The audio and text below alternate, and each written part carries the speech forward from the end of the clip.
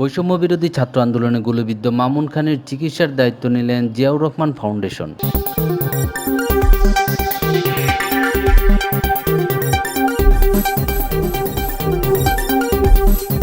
ঢাকায় বৈষম্যবিরোধী ছাত্র আন্দোলনে বসুন্ধরা এলাকায় অংশ নিয়ে গুলিবিদ্ধ হয়ে আহত ব্রাহ্মণবাড়িয়ার সরাইল আখিতারা গ্রামের বিএনপি কর্মী মামুন খানের খোঁজ খবর নিতে বিএনপির ভারপ্রাপ্ত চেয়ারম্যান তারেক রহমানের নির্দেশে আজ রোববার ১ সেপ্টেম্বর মামুনের বাড়ি গিয়ে তার চিকিৎসাসহ সার্বিক সহায়তার দায়িত্ব নিয়েছেন জিয়াউর রহমান ফাউন্ডেশন, যা তত্ত্বাবধান করছেন সাবেক কেন্দ্রীয় ছাত্রনেতা আহসান উদ্দিন খান শিপন। এ সময় সরাইল উপজেলা ও নওগাঁ ইউনিয়নের বিভিন্ন নেতাকর্মীরা উপস্থিত ছিলেন। আমার ছোট ভাই মামুন, সে ঢাকা ছাত্র আন্দোলনে, বৈষম্য ছাত্র আন্দোলনে, পেশি সরকার বিরোধী আন্দোলনে, ছাত্র আন্দোলনে আহত হয়।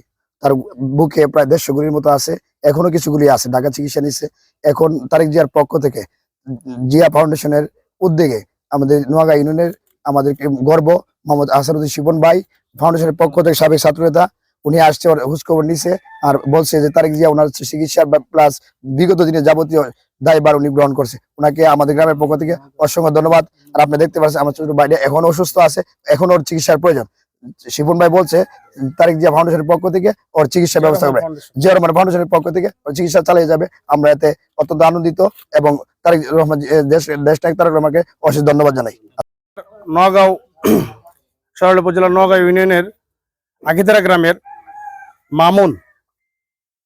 মামুন বিগত আন্দোলনে, ফ্যাসিবাদ বিরোধী আন্দোলনে বসুন্ধরা এলাকায় গুলিবিদ্ধ হয়। ওর সারা শরীরে প্রায় ১৬০টার উপরে গুলি আছে। কিছু গুলি ডাক্তাররা অপারেশন করেছেন, সারিয়েছেন। এখনো প্রায় ৬২টার উপরে গুলি আছে। তো আমরা এই খবর শুনে দেশনায়ক জনাব তারেক রহমান জিয়া রহমান ফাউন্ডেশনের মাধ্যমে আমাদেরকে এখানে পাঠিয়েছেন। জিয়া রহমান ফাউন্ডেশন তার চিকিৎসার সার্বিক দায়িত্ব নিয়েছেন। তো আমরা খুব শীঘ্রই তাকে ঢাকায় সরুদি হাসপাতালে ট্রান্সফার করবো। ডাক্তার তার সাথে কথা বলেছেন, তার যে সমস্যাগুলো আছে, এবং পরবর্তী পুনর্বাসনের জন্য জিয়া রহমান ফাউন্ডেশন সকল দায়িত্ব নেবে। আর এটা নির্দেশ দিয়েছেন আমাদের বিএনপির সিনিয়র ভারপ্রাপ্ত চেয়ারম্যান দেশনায়ক জনাব তারেক রহমান। দেশনায়ক জনাব, আপনারা জানেন হয়তো, দেশনায়ক জনাব তারেক রহমান সারা বাংলাদেশে ছাত্র যারা আহত হয়েছে এবং নিহত হয়েছে, জিয়া রহমান ফাউন্ডেশনের মাধ্যমে তাদের সবার খোঁজখবর নিচ্ছে।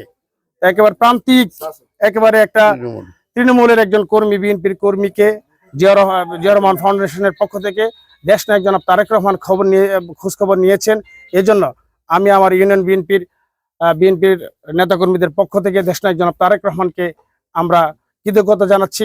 এবং জিয়া রহমান ফাউন্ডেশন এমনি করে সারা দেশের আহত ছাত্র জনতার পাশে আছে এবং অন্যদেরকে খোঁজখবর নেবে, চিকিৎসার খোঁজখবর নেবে, সার্বিক পুনর্বাসনের দায়িত্ব নেবে, এই প্রত্যাশা করছি। এবং দেশনায়ক জনাব তারেক রহমানকে আমরা আমাদের এই অত্র এলাকার পক্ষ থেকে আমরা কৃতজ্ঞতা জানাই এবং তার সুস্থতা এবং আশু দেশে ফিরে আসার জন্য দোয়া করছি আমরা, এবং দেশনেত্রী বেগম খালেদা জিয়ার শারীরিক সুস্থতা কামনা করছি।